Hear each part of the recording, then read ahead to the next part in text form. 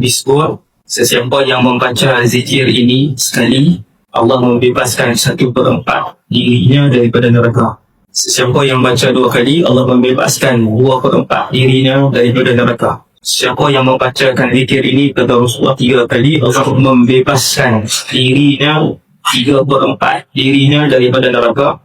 Dan siapa yang membaca 4 kali zikir ini pagi dan datang, maka Allah membebaskan keseluruhan dirinya daripada neraka. Besar tuan-tuan, dia punya ganjaran yang besar, iaitu Allahumma inni arsaitu ushiduk wa ushidu hamalaka arshik wa malaikataka wa jami'a khalqik annaka Allah la ilaha illa anta wahdaka la syarika lak wa anna Muhammadan abduka wa rasul.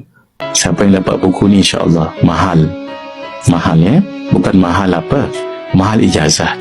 Buku amalan orang soleh ini mengumpulkan amalan bersandarkan hadis Nabi dan juga amalan ulama. Buku ini sangat banyak manfaat dan ilmu yang berguna